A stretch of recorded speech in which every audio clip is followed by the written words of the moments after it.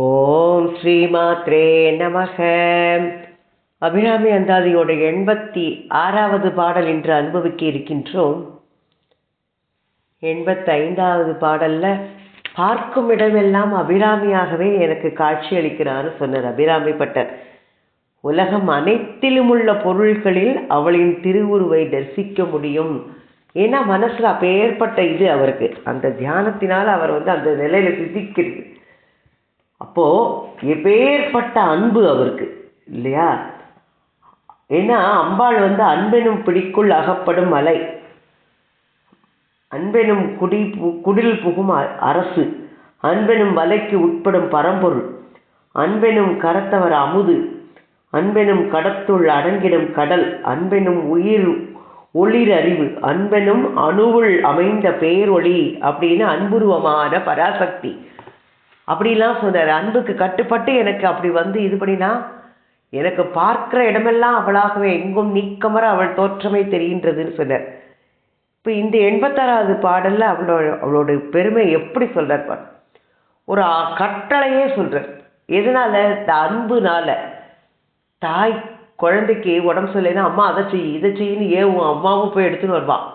அதே மாதிரி அபிராமி பட்டர் தன்னுடைய தாய் தன்னை குழந்தைய வச்சுட்டு தாய்க்கு ஒரு கட்டளை மாதிரி போடுற. என்ன கட்டளையா போடுற? மாலயன் தேட மறை தேட வானவர் தேட நின்ற காலையும் சூடக கையையும் கொண்டு கதித்த கப்பு வேலை வெம்காலன் என்மேல் விடும்போது வெளினில் கண்டாய், பாலையும் தேனையும் பாகையும் போலும் பனிமொழியே அப்படின்னு சொல்றார்.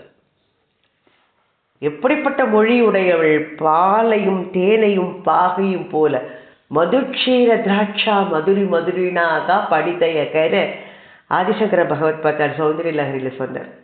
அதே தான் இவர் பாலையும் தேனையும் பாகையும் போலும் பனிமொழியேன்னு சொல்றார். மாலயன் தேட மறை தேட வானவர் தேட நின்ற காலையும் சூடக கையையும் கொண்டு கதித்த கப்பு வேலை வெண்காலன் என்மேல் விடும்போது வெளினில் கண்டாய், பாலையும் தேனையும் பாகையும் போலும் பனிமொழியே. மால் அயன் தேட நமக்கு எல்லாருக்கும் இப்போதான் கார்த்திகை முடிஞ்சது. சிவபெருமான் ஜோதியா நின்ற மால் கீழே போய் தேடுறார். வராக அவதாரம் எடுத்துட்டு அன்னபட்சி இதுல ஹம்சம் இதுல மேல நோக்கி போற பிரம்மா. ஆனா 2 பேராலையும் காண முடியல. ஏன்னா அம்பாளுக்கு சிவனுக்குள்ளது அம்பாளுக்கு இருக்கு. அதனால சொல்றார் மாலயன் தேட மறை தேட, வேதங்களாலும் கூட தெரிந்து கொள்ள முடியாதவள். அதனால தான் சொல்றார் நீ எப்படிப்பட்டவள் அப்படின்னு சொல்லி ஒரு கட்டளையா சொல்றார். என் மேல காலன் வந்தானா நீ வெளியில் நிற்கணுங்கிற. அன்புக்கு கட்டப்பட்டவள் அபிராமி, தெய்வமே அன்புக்கு. உண்மை நம்மள ஒன்னால எதுக்குனாலும் நான் கட்டுப்பட மாட்டேன், ஆனா பக்திக்கு கட்டுப்படுவேன், உன்னுடைய அன்புக்கு கட்டுப்படுவேன்னு சொல்லுவார் பகவான். அதே மாதிரி ஆணவத்துக்கு அகப்படாது, அன்புக்கு எளிதில் வசப்படுபவள். அந்த உண்மையான பக்தி பாசம் அன்பு இதெல்லாம் நம்ம உண்மையா வைக்கணும். நானும் பண்றேன்னு வெளி வேஷம் போட்டா எதுவுமே கிடையாது. அப்படி இது பண்ணினா தெய்வம் உங்கள்கிட்ட பேசும் அப்படிங்கிற. ஏன்னா நம்ம இதுல இல்லை, மதுரையில ஒரு ஆட்சியாளரா ஜான் பீட்டர்னு ஒருத்தரை வச்சாலாம். அவர் டெய்லி கோவிலுக்கு குதிரையில ஏறி கோவிலில் போய் வலம் அப்பாவை பார்த்துட்டு தான் வேலையை தொடங்குவாராம். ஒரு நாளைக்கு ராத்திரி அவரு ஒரு வயசு தூங்கிட்டு இருக்கும்போது ஒரு குழந்தை வடிவத்தில் வெளியில இழுத்துதான் அந்த குழந்தை அவருக்கு என்னன்னு தெரியல. சுத்தி பார்க்குற அந்த குழந்தைய காணல. அவர் கண்ணு முன்னாலேயே அவர் இருந்த மாளிகை இடிஞ்சு விழுறது. அப்போ இது யார் பண்ணியிருக்கணும் அப்படின்னு போய் அந்த கோவில் இதை போயிட்டா உள்ள அம்பாள் அப்படியே இது பண்றாளாம், உங்களை காப்பாத்தினது அம்பாள் தான் அப்படிங்கிறாளாம். அதனால தான் அந்த அன்புக்கு கட்டுப்பட்டு ஜாதி மத வித்தியாசம் ஒண்ணுமே கிடையாது. அன்பு பக்தி அதுக்குத்தான் கட்டுப்படுவார் தெய்வம். அவரே ஒரு மனைவியை காத்ததுனால தன்னுடைய அந்த குதிரைக்கு சேனம் இது இருக்கு இல்லையா, தங்கத்துல பண்ணி கொடுத்தாராம் மதுரை மீனாட்சி கோவிலுக்கு. இன்னைக்கு அந்த கோவில் அது இருக்கு அப்படிங்கிறார். அதையெல்லாம் கடந்து அம்பாள் எல்லாருக்கும் அருள் பண்றா. ஆனா ஆணவம் நான் தான் பெருசு, அப்படின்னு நினைச்சோம்னா கண்ணுக்கே தெரிய மாட்டான். அதான் மாலயன் தேட மறை தேட வானவர் தேட நின்ற காலையும் அப்படின்னு சொல்ற. இவரை போய் தேடின கதை எல்லாருக்கும் தெரியும். நாம எல்லாத்துலயும் அனுபவிச்சிருக்கோம். இந்த இதை வந்துட்டு மாலும் தேடுறாரு அயன் தேடுறாருன்னு. ஆனா தெரியல ரெண்டு பேருக்குமே.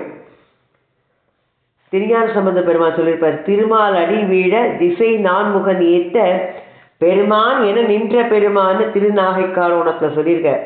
அடியினை கண்டிலன் தாமரையோன் மால் முடி கண்டிலன்னு திரு பிரம்மபுரத்துல சொல்லப்பட்டிருக்கு. அது மாதிரி பன்றிக்கோலம் கொண்டி படித்தடம் பயின்றிட பானாமால் தானா மேக பறவையின் உருக்குள ஒன்றிட்டே அம்புச்சேர் உயர்ந்த பங்கயத்தவனோ தாளோதான் அத்து உணராது உருவினது அடிமுடி அப்படின்னு சொல்ற மாதிரி வான்கானா மறைக்கானா மலரோன் காணான் மால் காணான் உருத்திரனும் மதித்தும் காணான் மகாதேவ மாலையில வள்ளல் பெருமான் சொல்லியிருக்க.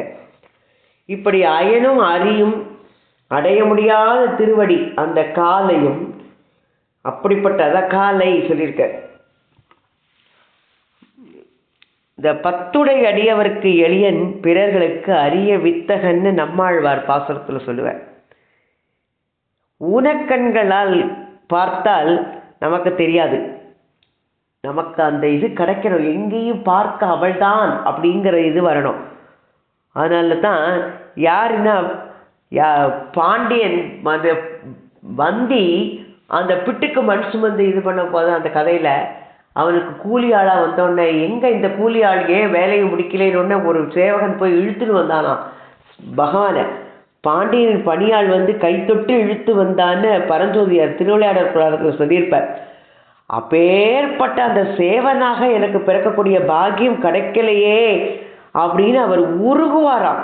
வள்ளல் தன் சீற்றம் கண்டு மாறுபோல் கை அரைஞ்சி தெள்ளிய சினத்தராகி தடக்கை தொட்டு இழுத்து வந்து உள்ளொடு புறம் கீழ் மேலா உயிர் தரும் ஒளித்து நின்ற கல்வனை இவன்தான் வந்திக்கு ஆள் என காட்டி நின்றார்னு திருவிளையாடற் புராணத்தில் சொல்லப்பட்டார் பரஞ்சோதியார்.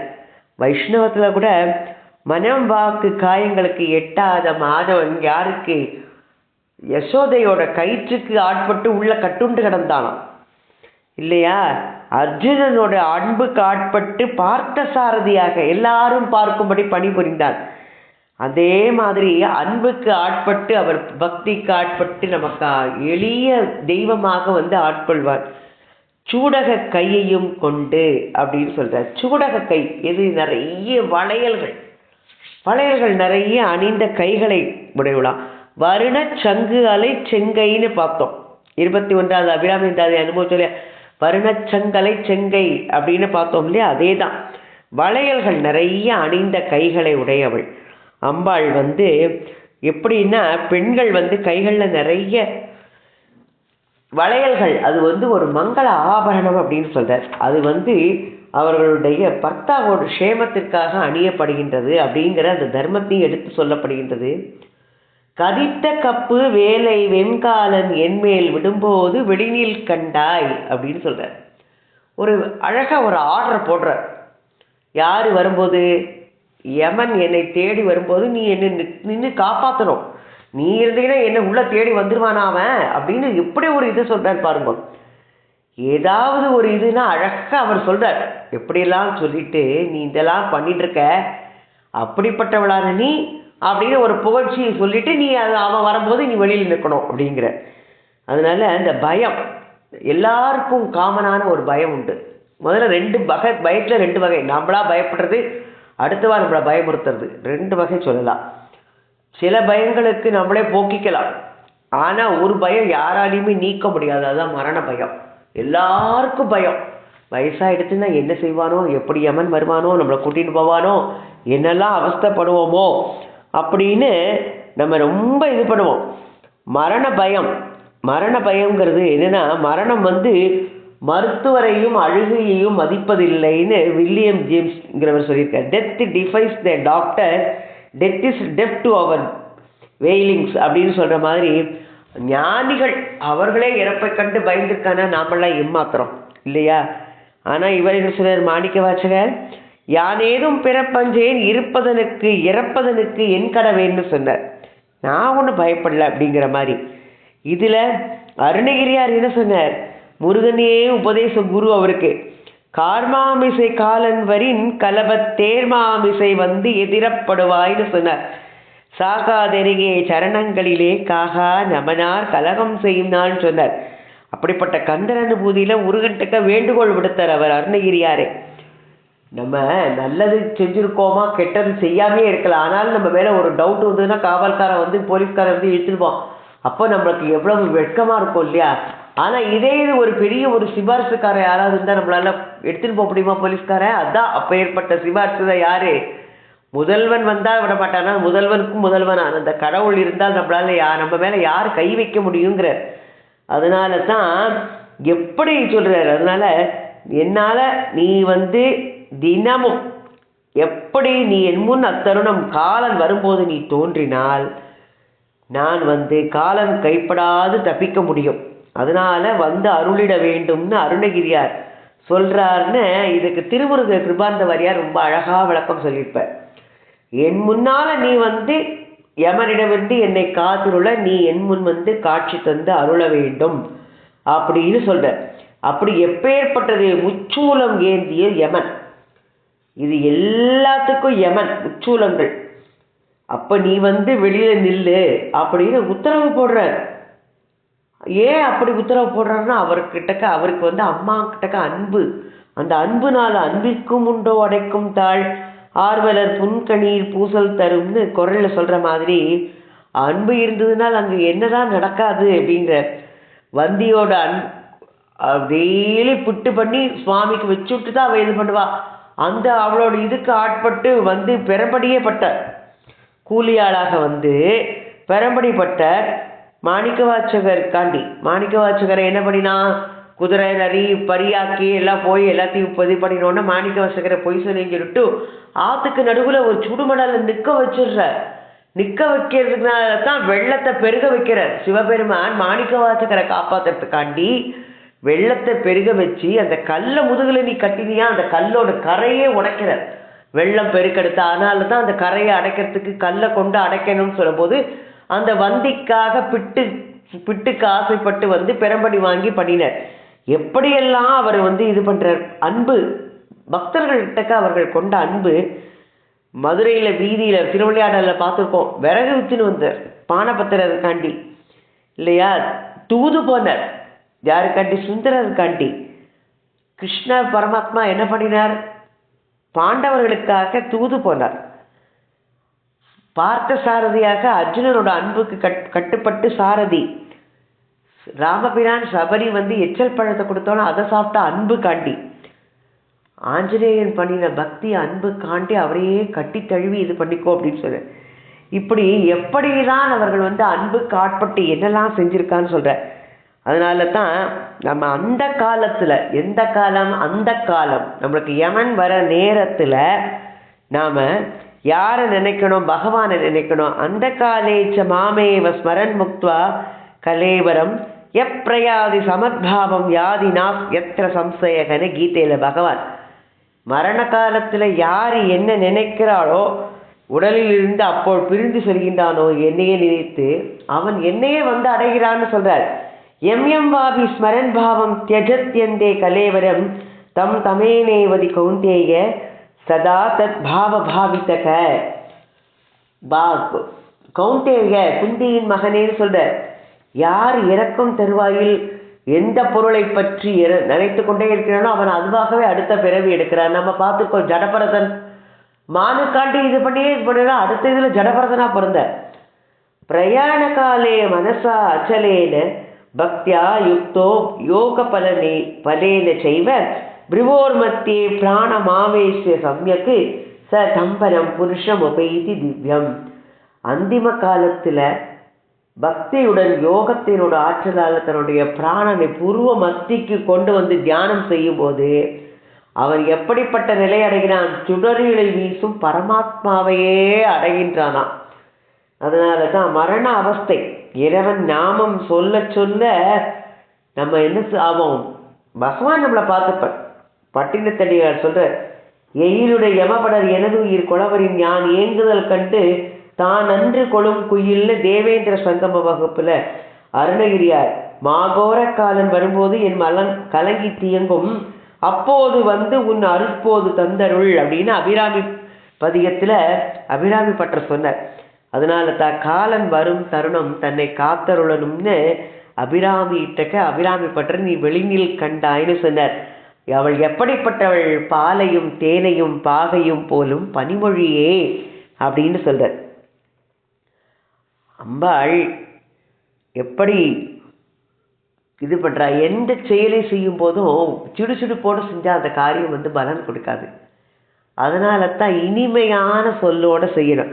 அகநமர்த்து ஈதலின் நன்றே முகநமர்ந்து இன்சொலனாக பெறின் அப்படின்னு பிறருக்கு உதவும் போது இன்சொல் சொல்லி உதவணும். எப்படி வந்தி பிட்டு நாளும் என்ன சொல்ற நிவேதிக்கிற ஆலவாய் ஐயனை அகத்தால் நோக்கி அன்பினால் அறுத்து வைப்பாள்னு பரஞ்சோதியார் சொன்னார். குகன் அளித்த தேனு மீன் ராமபிரான் எப்படி கம்ப நாட்டாழ்வார் சொல்வார்.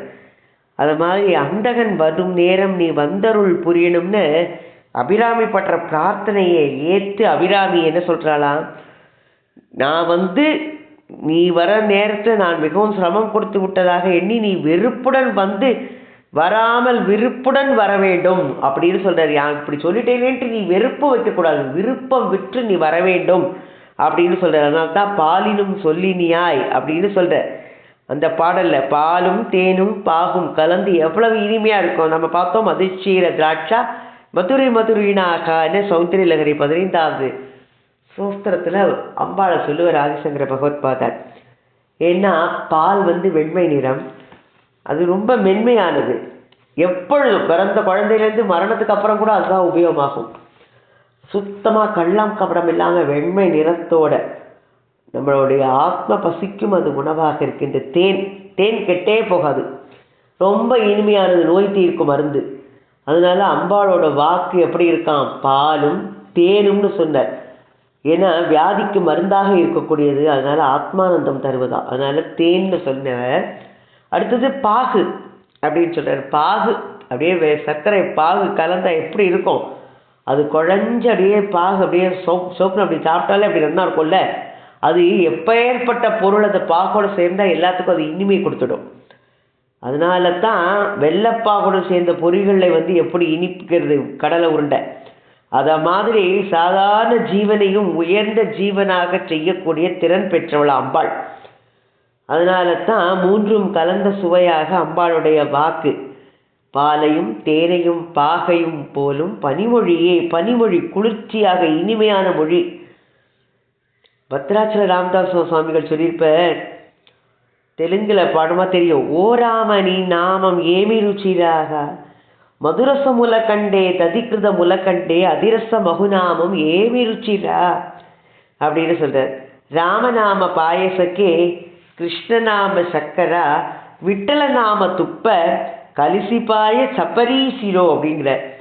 அப்படி என்னென்ன புரந்தரதாசர் ராமநாம பாயசக்கே, ராமநாமம் அப்படிங்கிற பாயசத்துல கிருஷ்ணநாம சக்கரா, கிருஷ்ணநாமங்கிற சர்க்கரையை சேர்த்து விட்டல நாம துப்ப அப்படிங்கிறது, விட்டல நாமங்கிற நெய்யை சேர்த்து அப்படியே துப்ப கலிசிப்பாய சப்பரீசிரோ அப்படி கலந்து அனுபவித்து பாருங்கள்.